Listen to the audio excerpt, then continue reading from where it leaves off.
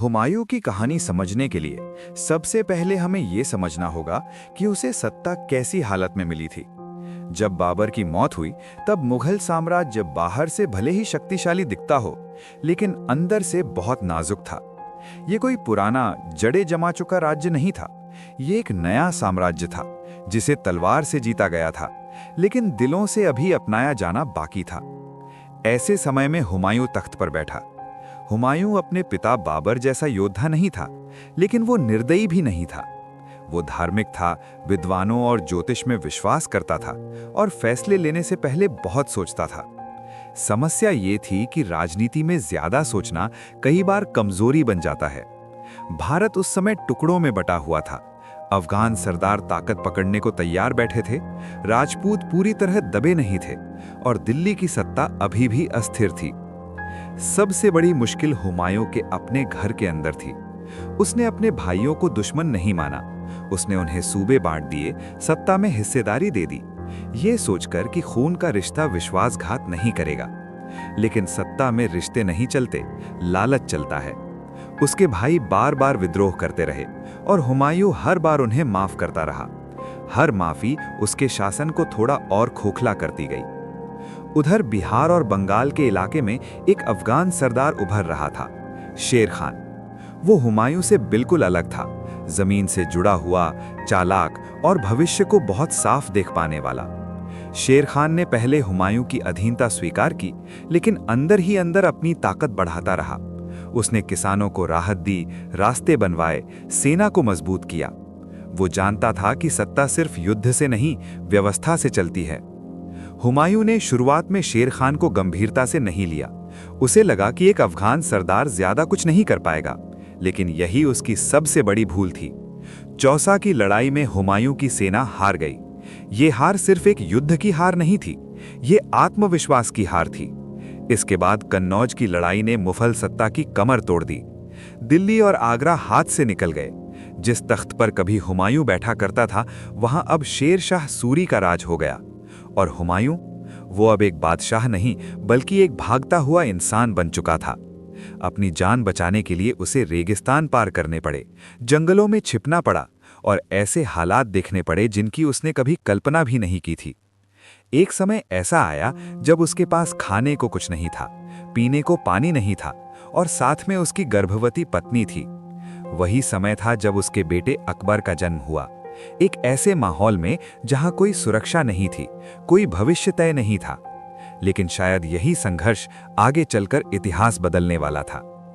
हुमायूं का पतन बहुत दर्दनाक था, लेकिन उसकी कहानी यहीं खत्म नहीं होती। असली संघर्ष तो अब शुरू होने वाला था, जब एक हारा हुआ राजा जिंदगी की सबसे कठिन परीक्षा से गुजरने वाला था। दिल्ली और आगरा हाथ से निकल जाने के बाद हुमायूं के पास कोई ठिकाना नहीं बचा था। जिस आदमी के सामने कभी हजारों सैनिक खड़े रहते थे, अब वही आदमी कुछ गिने चुने साथियों के साथ इधर उधर भटक रहा था। वो सिर्फ सत्ता नहीं हारा था, उसने अपनी पहचान भी खो दी थी। लोग जो कल तक उसे बादशाह कहकर सलाम करते थे, आज वही लोग उसका नाम लेने से भी डरते थे। राजस्थान के रेगिस्तान में चलते हुए हुमायूं को पहली बार एहसास हुआ कि सत्ता कितनी अस्थायी होती है। गर्म रेत, जलती धूप और खाली पेट, ये सब उसके लिए नए अनुभव थे। एक ऐसा इंसान जिसने कभी ऐशो आराम में जिंदगी बिताई हो, उसके लिए ये दौर किसी सजा से कम नहीं था। लेकिन शायद इसी सजा ने उसे अंदर से बदलना शुरू किया। उसकी पत्नी हमीदा बानो बेगम उस समय गर्भवती थी। हालात इतने खराब थे कि कई बार खाने को सिर्फ थोड़े से सूखे चने या घास तक का सहारा लेना पड़ा। एक मौके पर हुमायूं को अपने ही गहने बेचने पड़े, सिर्फ इसलिए ताकि वो अपनी पत्नी और बच्चे को जिंदा रख सके। ये वही आदमी था जिसने कभी पूरे हिंदुस्तान पर राज किया था। सिंध में कुछ स्थानीय सरदारों ने उसकी मदद की, लेकिन ज्यादातर लोग उससे दूरी बनाए रखते थे। हर कोई डरता था कि कहीं शेर शाह सूरी को नाराज ना कर दे। हुमायूं को अब समझ आने लगा था कि सत्ता चले जाने के बाद दोस्त भी चले जाते हैं। ये सच्चाई उसके लिए बेहद कड़वी थी, लेकिन जरूरी भी। इसी भटक्कन के दौरान अकबर का जन्म हुआ। कोई भव्य महल नहीं, कोई शाही इंतजाम नहीं, एक साधारण सी जगह पर अनिश्चित भविष्य के बीच एक बच्चे ने जन्म लिया। शायद नियति ने उसी पल तय कर लिया था कि यह बच्चा साधारण नहीं होगा। हुमायूं ने अपने बेटे को गोद में उठाया और शायद पहली बार उसने दिल से यह सोचा कि उसे सिर्फ ताज नहीं, बल्कि एक बेहतर इंसान भी बनना है। हुमायूं को जल्द ही समझ आ गया कि भारत में फिलहाल उसके लिए कोई जगह नहीं बची है। अफगान सत्ता बहुत मजबूत थी। ऐसे में उसने एक बड़ा और जोखिम भरा फैसला लिया, ईरान जाने का। ये कोई आसान फैसला नहीं था। इसका मतलब था अपने धर्म, अपने तरीके और अपनी पहचान पर भी समझौता करना। ईरान के शाह तहमास्प ने उसे शरण दी। शुरुआत में हुमायूं को शक की नजरों से देखा गया, एक हारा हुआ बादशाह जिसके पास देने को कुछ नहीं था। लेकिन धीरे धीरे शाह को एहसास हुआ कि हुमायूं सिर्फ मदद मांगने नहीं आया है, वो सीखने भी आया है। ईरान में रहते हुए हुमायूं ने प्रशासन को करीब से देखा, सेना की रणनीति को समझा और ये जाना कि एक राज्य सिर्फ युद्ध से नहीं, व्यवस्था से चलता है। वहीं उसने देखा कि कला, संस्कृति और धर्म सत्ता को मजबूती देते हैं। उसने अपनी पुरानी गलतियों पर सोचना शुरू किया। उसे समझ में आने लगा कि भाइयों को बार बार माफ करना राजनीति नहीं, भावुकता थी। शेर शाह को हल्के में लेना उसकी सबसे बड़ी भूल थी। ये आत्ममंथन उसके अंदर एक नए शासक को जन्म दे रहा था। ईरान में रहते हुए हुमायूं ने फिर से सपने देखना शुरू किया। अब वो पहले जैसा अधीर नहीं था। वो जानता था कि अगर वापस जाना है तो इस बार आधे मन से नहीं, पूरी तैयारी के साथ जाना होगा। उसने एक नई सेना खड़ी की, नए साथी बनाए और एक नए आत्मविश्वास के साथ भारत लौटने की योजना बनाने लगा। ये निर्वासन उसके लिए सिर्फ पलायन नहीं था, ये एक प्रशिक्षण था, एक ऐसा दौर जिसने एक असफल राजा को भविष्य के लिए तैयार कर दिया। लेकिन क्या भारत की धरती उसे दोबारा स्वीकार करेगी? क्या किस्मत उसे एक और मौका देगी? ईरान से निकलते समय हुमायूं वही इंसान नहीं था जो कभी दिल्ली से भागा था। अब उसके भीतर जल्दबाजी नहीं थी, बल्कि एक ठहराव था। अब वो हर कदम सोच समझकर उठाने वाला शासक बन चुका था। उसके साथ अब सिर्फ कुछ वफादार लोग नहीं थे, बल्कि एक ऐसी सेना थी जो अनुशासन और रणनीति को समझती थी। हुमायूं जान चुका था कि इस बार गलती की कोई गुंजाइश नहीं है। भारत लौटने का रास्ता आसान नहीं था। सबसे पहले उसे काबुल और कंधार जैसे इलाकों को अपने कब्जे में लेना पड़ा। यह सिर्फ जमीन हासिल करने की लड़ाई नहीं थी, ये विश्वास हासिल करने की लड़ाई थी। लोग देखना चाहते थे कि क्या हुमायूं सच में बदल चुका है या फिर वही पुराना भावुक शासक है। धीरे धीरे उसके आत्मविश्वास और फैसलों में आई मजबूती लोगों को नजर आने लगी। उधर भारत में हालात बदल चुके थे। शेर शाह सूरी की मौत के बाद अफगान सत्ता में अंदरूनी कलह शुरू हो चुकी थी। उसके उत्तराधिकारी उतने सक्षम नहीं थे। सत्ता के लिए आपसी लड़ाइयां चल रही थीं और यही वो मौका था जिसका हुमायूं इंतजार कर रहा था। लेकिन इस बार वो सीधे हमला करने नहीं आया था। उसने पहले हालात को समझा, दुश्मनों की कमजोरियों को पहचाना और फिर आगे बढ़ा। हुमायूं ने एक एक करके इलाकों पर कब्जा करना शुरू किया। इस बार उसके फैसले जल्दबाजी में नहीं थे। जहां बातचीत से काम चल सकता था, वहां तलवार नहीं उठाई गई और जहां तलवार जरूरी थी, वहां पूरी ताकत के साथ वार किया गया। यही फर्क था पुराने और नए हुमायूं में। जब दिल्ली की तरफ बढ़ने की बारी आई, तब उसके लिए यह सिर्फ एक शहर नहीं था, ये उसकी खोई हुई पहचान थी।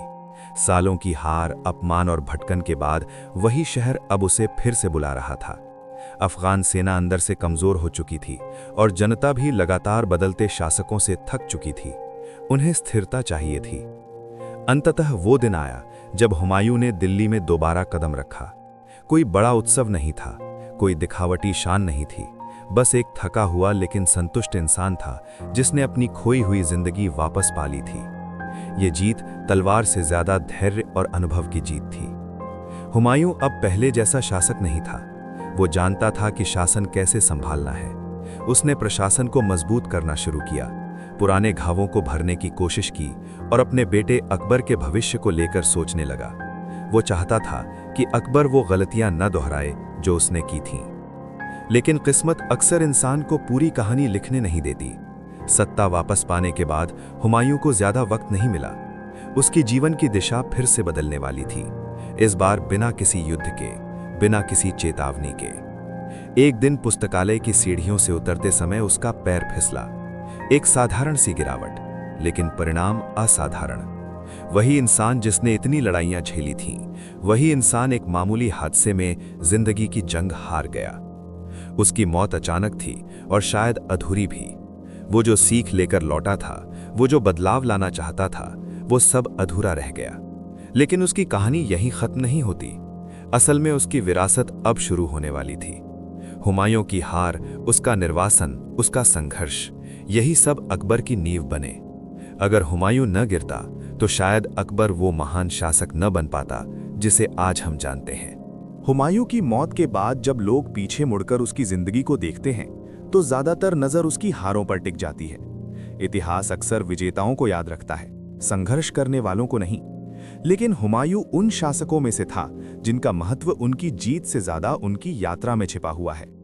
वो एक ऐसा राजा था जो ताज पहनकर नहीं बल्कि ताज खोकर परिपक्व हुआ। अगर हुमायूं अपने शुरुआती वर्षों में भावुक ना होता, अगर वो अपने भाइयों पर आंख बंद करके भरोसा ना करता, तो शायद उसे निर्वासन नहीं झेलना पड़ता। लेकिन शायद यही गलतियां जरूरी थीं, क्योंकि इन्हीं गलतियों ने उसे वो सिखाया जो कोई गुरु नहीं सिखा सकता। सत्ता की नश्वरता, इंसानों की असली फितरत और समय की बेरुखी, ये सब हुमायूं ने अपने जीवन में महसूस किया। उसका शासन भले ही लंबा नहीं रहा, लेकिन उसका असर बहुत गहरा था। ईरान से लौटते समय वो सिर्फ सैनिक नहीं लाया था, वो एक नई सोच लाया था, प्रशासन, संस्कृति और सहिष्णुता की सोच। वही सोच आगे चलकर अकबर के शासन में पूरी तरह खिलकर सामने आई। अगर हुमायूं ना होता तो अकबर का भारत भी वैसा नहीं होता जैसा इतिहास में दर्ज है। हुमायूं की जिंदगी हमें ये भी सिखाती है कि हर इंसान एक जैसा पैदा नहीं होता।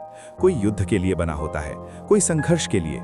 बाबर तलवार था, अकबर व्यवस्था था, और हुमायूं पुल था, दो युगों के बीच का पुल। एक ऐसा राजा जिसने हार सहकर अगली पीढ़ी के लिए रास्ता साफ किया।